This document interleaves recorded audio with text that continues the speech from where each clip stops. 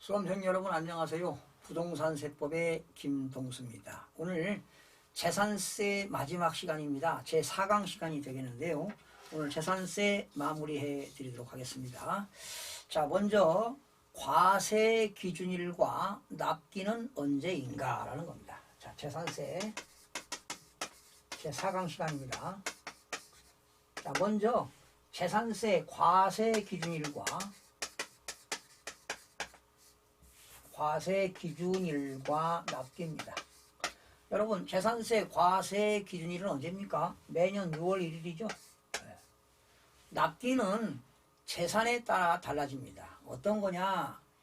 먼저 토지 같은 경우는 어떻게 됩니까?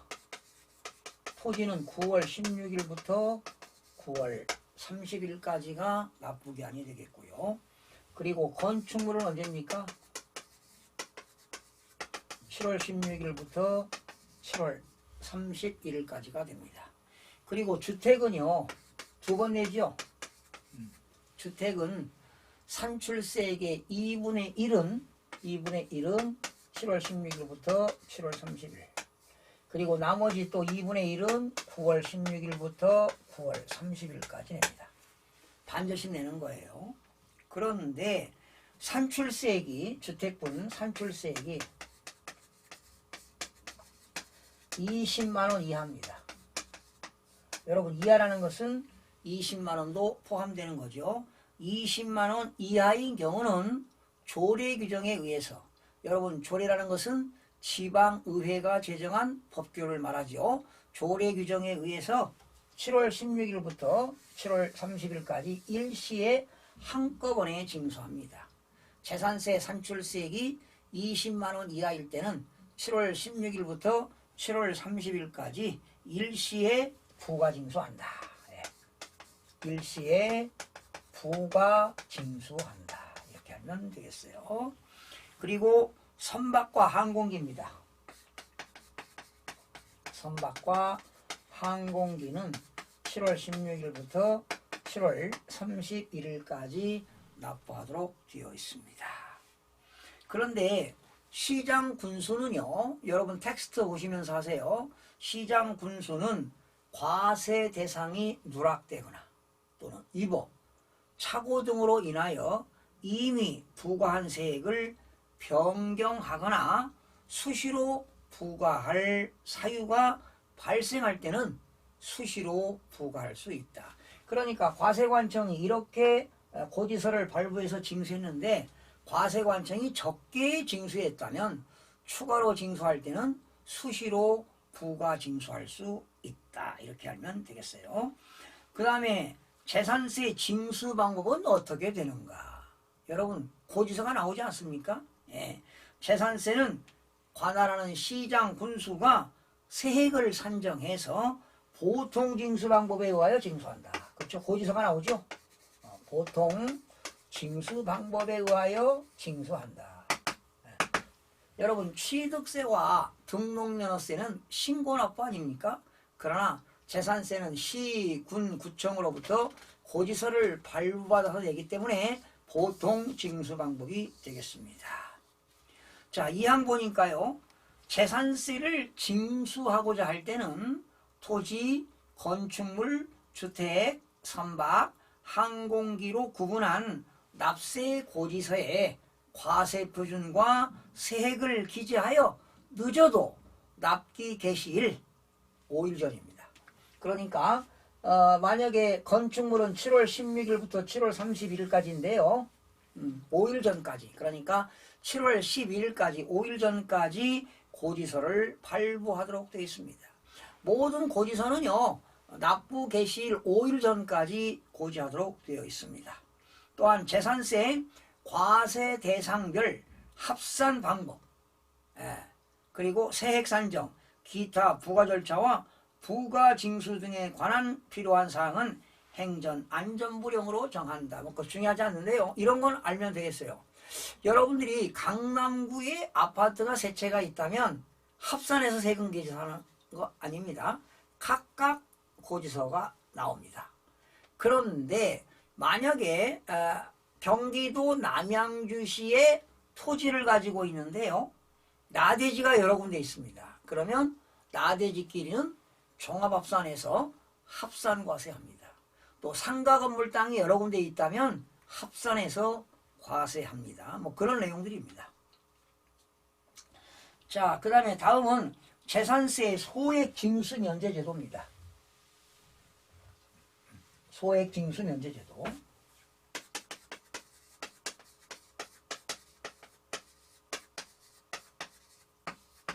소액일 때는 징수하지 않겠다는 겁니다. 재산세 산출세액이 2,000원 미만입니다. 2,000원 미만이라는 건 1999원을 얘기하는 거예요. 시험에 여러 번 나왔는데요. 2,000원일 때는 징수합니다.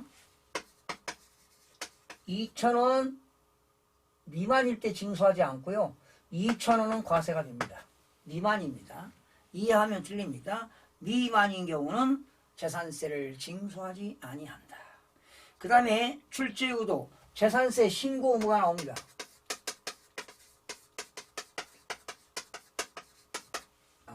요 신고 의무가요 개정됐죠. 지난 이게 신고 의무가 언제 개정됐습니까? 이게 작년에 개정됐습니다. 2021년 12월 18일 날 개정됐기 때문에 여러분들이 꼭 알아두시기 바랍니다. 해설 보세요. 여러분 재산세는요 과세 기준이 언제입니까? 6월 1일입니다. 여러분 6월 1일 현재 원칙은 누굽니까? 사실상 소유자가 납세의무자지요. 그래서 여러분 재산세는 6월 1일 이전에 양도해라. 그럼 세금 안 냅니다. 살려면 6월 2일 이후에 양수해라. 그럼 세금 안 냅니다. 그런데 재수없이 6월 1일 날 잔금을 지급하고 샀다면 사실상 소유자가 세금 내는 것이 원칙입니다. 그런데 6월 1일 기준으로 해서 어떤 소유권의 권리 변동이 생겼다면 6월 15일까지 소유권 변동 신고를 하도록 됐습니다. 신고하도록 됐어요. 변동 신고. 개정되기 전에는 6월 1일부터 6월 10일까지였는데요. 개정이 돼가지고 6월 1일부터 6월 15일까지 신고하도록 되어 있는데요. 자, 먼저 만약에 갑이라는 사람이 말이죠. 매도인입니다. 그러면 매도인 언제 팔았느냐? 5월 20일날 양도했어요. 그리고 산 사람은 누구냐? 매수인이죠. 네. 그런데 지금 매도인은 팔았지만 매수인은 5월 20일날 잔금을 치르고 등기를 이행하지 않았습니다. 그러니까 현재 재산세 대장에는 갑 앞으로 되어 있을 겁니다. 그러나 사실상 소유자는 누굽니까? 을이죠. 을. 그런데 을은 소유권 이전 등기를 안 했기 때문에 공구상 소유자는 누구냐? 갑으로 되어 있습니다. 그러면 갑은 6월 1일부터 6월 15일까지 소유권 변동신고를 하도록 되어 있다는 겁니다. 그게 1항입니다. 재산세 소유권 변동 또는 과세 대상 재산의 변동 사유가 발생하였으나 지금 5월 21일 날 팔았잖아요. 근데 을이 등기를 안 했습니다. 그러니까 과세관청은 지금 갑이 소유자로 되어 있다는 거죠. 그래서 과세 기준일 6월 1일까지 등기 등록이 되지 아니한 경우입니다. 그때 공구상 소유자는 누굽니까? 갑이 소유권 변동 신고를 해라 이런 얘기입니다. 공구상 소유자가 신고해라. 두 번째, 상속이 개시된 재산으로서 상속을 받았는데요. 6월 1일 현재 상속 등기를 이행하지 않았습니다. 그렇다면 주된 상속자는 6월 1일부터 6월 15일까지 소유권 변동 신고를 해라 하는 얘기입니다. 3항 보세요. 사실상 종종재산입니다. 그런데 공부상에는 개인 명의로 되어 있어요. 공부상에는 개인 명의로 등기되어 있지만 누구 겁니까? 종종 땅입니다. 그러면 그 공부상 소유자는 개인 땅, 개인 앞으로 등록이 되어 있지만 종중 땅이라고 신고를 해라 하는 겁니다. 네 번째, 신탁법에 의하여 위탁자의 재산이 수탁자 앞으로 신탁된 재산에 대해서는 수탁자가 신고해라. 이건 위탁자 재산이다. 나는 관리만 하는 수탁자 명의로 등기 등록된 신탁재산에 수탁자가 신고를 해라. 다섯 번째입니다. 1세대가 둘 이상의 주택을 소유하고 있음에도 불구하고, 그러니까 일시적인 1세대 2주택이 되겠죠. 이렇게 1주택자는 세금 재산세 감면 혜택을 받는 경우가 있습니다. 감면 혜택을 받는 경우가 있는데요. 즉 1세대 1주택에 대한 특례 세율을 적용하는 경우가 있어요. 재산세 감면해 주는 경우가 있습니다. 이런 사람들은 세대원도 신고해라. 그러니까 일시적인 1세대 2주택인 세대원은 재산세를 감면받는 경우 6월 1일부터 세대원은 15일까지 신고해라. 이번에 새로 개정된 겁니다. 여섯 번째, 공부상 등재 상황과 사실상 현황이 다르거나 사실상의 현황이 변경된 경우에 그 재산의 사실상 소유자도 신고해라. 네. 다시요. 6항, 공부상 등재 상황과 사실상 현황이 달라요. 네. 공부상 등재 상황과 공적인 장부에는 주택으로 되어 있는데 실질적으로 사용하는 건 주거용으로 쓰지 않습니다. 업무용으로 사용하고 있어요. 이렇게 사실상 현황이 변경된 경우에는 그 재산의 사실상 소유자가 신고해라. 사실상 사용하고 있는 것으로 신고해라 하는 겁니다. 자, 그 다음에 3항 보세요. 만약에 여러분들이 신고를 했는데 사실과 일치하지 않거나, 신고했는데 사실과 일치하지 않거나 신고가 없다면 지방자치단체장이 직권으로 조사합니다. 직권으로 조사해서 과세대장에 뭐 한다? 등재할 수 있다. 그런데 시험에 한번 나왔죠? 등기할 수 있다. 그러면 틀리는 거예요. 여러분, 등기는 등기관이 하는 거지. 시장군수가 직권으로 등재할 수 있다. 그렇다고 시장군수가 하는 건 아니고 이제 공무원들이 하겠죠. 유인 받아서 하는 겁니다. 직권으로 등재할 수 있다라는 겁니다. 자, 다음 물건 보시겠습니다. 다음 내용 보시겠습니다. 자, 텍스트를 보시면서 하세요, 여러분. 재산세, 과세대장 등의 비치. 과세대장의 비치는 어떻게 되느냐? 시장 군수는 재산세 과세대장을 비치하고 필요한 사항을 이에 기재하여야 한다. 여러분, 재산세 과세대장은 토지대장, 건축물대장, 주택대장, 선박대장, 항공기대장으로 구분하여 작성한다. 이렇게 됩니다. 그 다음에 재산세 세부담의 상한입니다.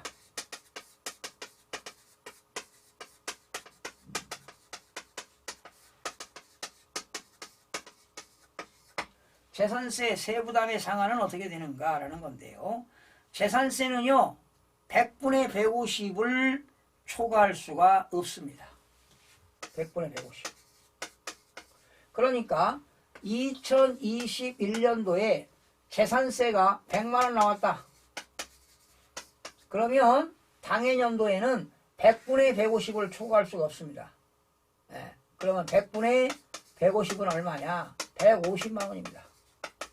만약에 재산세가 180만원 나왔다. 그러면 150만원까지만 받겠다는 겁니다. 재산세는 100분의 150까지 세부담 상한 제도가 있습니다. 그런데 주택의 공시가격이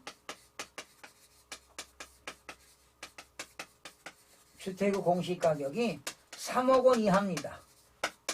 3억 원 이하일 때는 100분의 105입니다. 3억 원 이하는 100분의 105. 주택의 공시가격이 3억 원 이하일 때는 100분의 105가 되겠고요. 그리고 3억 원 초과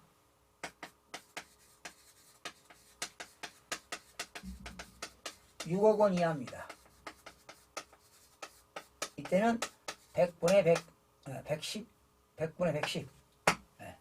3억 원 초과 6억 원 이하는 100분의 110이 되겠고요. 공시가격이 6억 원 초과입니다.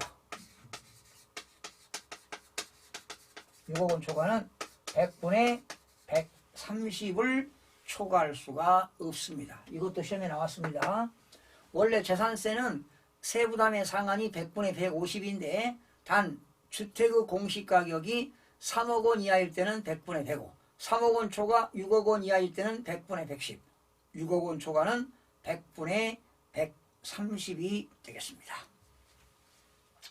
자, 다음은 부동산 관리 전담 기구입니다.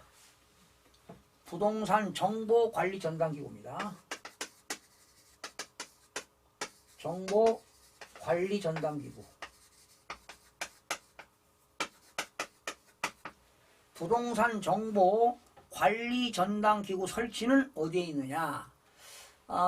여러분, 종합부동산세라는 거 있잖아요. 이건 국세인데요. 토지를 과다하게 보유하거나 주택을 과다하게 보유한 사람들은 세무서에서 종합부동산세를 징수하게 되는데요. 이러한 종합부동산세 과세에 필요한 재산세 과세자료, 기타 과세 기초 등에 수집하고 처리하고 제공하기 위하여 국토교통부에 부동산 정보 관리 전담 기구가 있다. 이 정도 알게 되겠습니다. 그러니까 국토교통부에서 부동산 정보 관리 전담 기구에서 김동수가 전국의 주택을 얼마만큼 소유하고 있고 토지를 어디에 얼마만큼 소유하고 있는가 이런 정보들을 다 관리하고 있다는 것 이 정도 이해하시면 되겠습니다.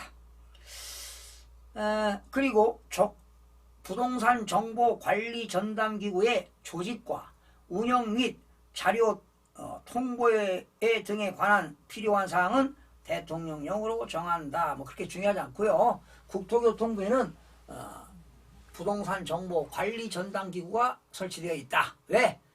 종합부동산세를 과세하기 위한 자료를 구축하기 위해서 이 정도만 알면 되겠습니다. 그 다음에 재산세 물납제도입니다.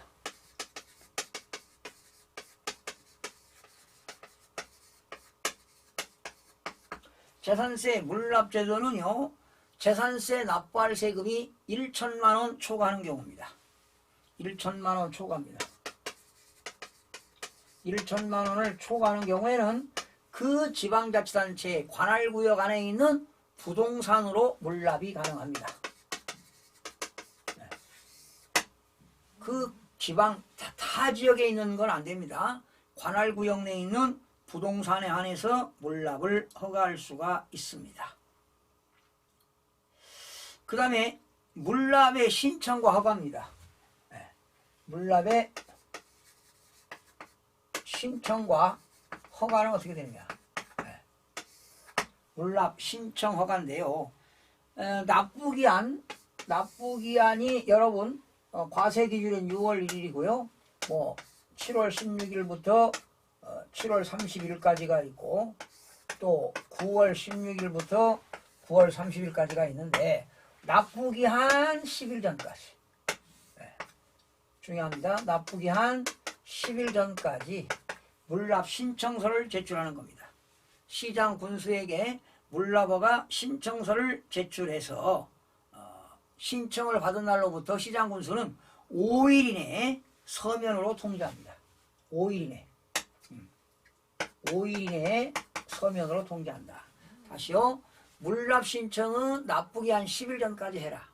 신청받은 시장 군수는 신청을 받은 날로부터 5일 이내에 물납 허가 여부를 서면으로 통지를 해 주도록 되어 있습니다. 그러면 만약에 물납 허가를 받았다면 부동산 물납 허가 부동산 평가는 어떻게 되느냐? 과세 기준 현재 시가로 평가합니다. 여러분 시가라는 것은 불특정 다수인들로부터 매매가 형성되는 가격이 시가가 되겠습니다.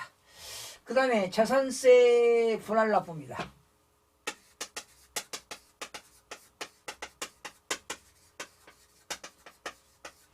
분할납부. 여러분 텍스트 보시기 바랍니다.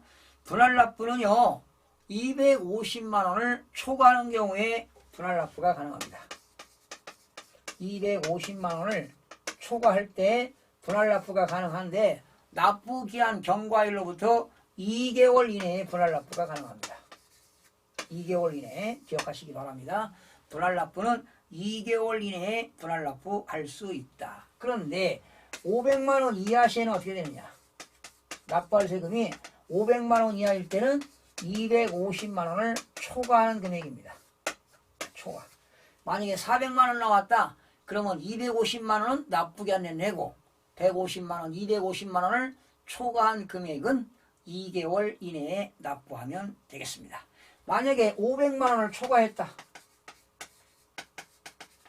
500만 원을 초과했다면 100분의 50 이하인 금액입니다. 만약에 초과했으니까 600만 원 나왔다. 그러면 300, 300. 1000만 원 나왔다. 500, 500. 2000만 원 나왔다. 1000만 원, 1000만 원. 2000만 원 나왔으면 납부 기한일까지 1000만 원. 2개월 이내에 1000만 원을 내면 되겠습니다. 마지막으로 재산세, 두 개 남았네요. 재산세, 납부지연 가산세입니다.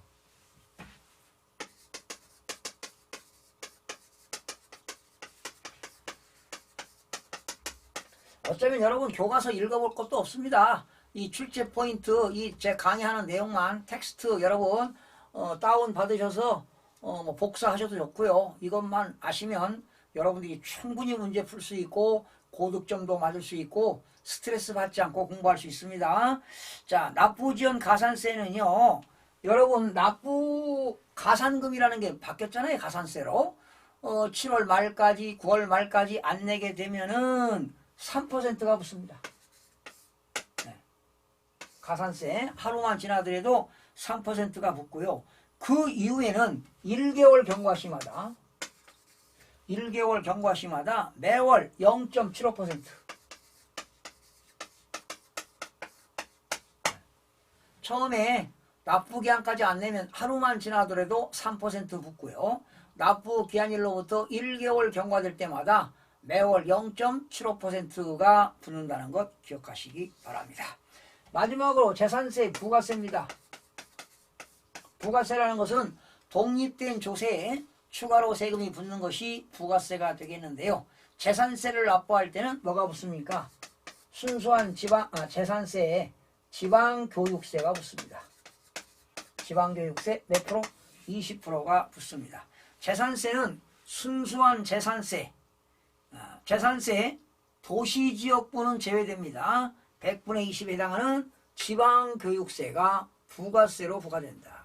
여러분 재산세 낼 때는 도시지역분 재산세도 내고요. 지역자원 시설세도 내잖아요. 그런데 순수한 재산세에게 20%의 지방교육세가 추가로 붙습니다. 여러분 지방교육세는 지방세 중에 목적세지요. 네. 지방세 중에 목적세는 지방교육세와 지역자원 시설세가 있었죠. 국세 중에 목적세는 뭐가 있습니까? 교육세와 농어촌 특별세가 있었죠. 자, 재산세 낼 때는 지방교육세 20%가 추가로 부과가 됩니다. 자, 이렇게 해서 오늘 재산세 강의를 모두 마쳤는데요. 여러분들이 텍스트만 보시면서 반복학습 하시면서 하시면 나중에 문제가 술술 자동으로 풀리게 되어 있습니다. 다음 시간에는 종합부동산세 편을 학습하도록 하겠습니다. 여러분 다음 시간에 뵙겠습니다.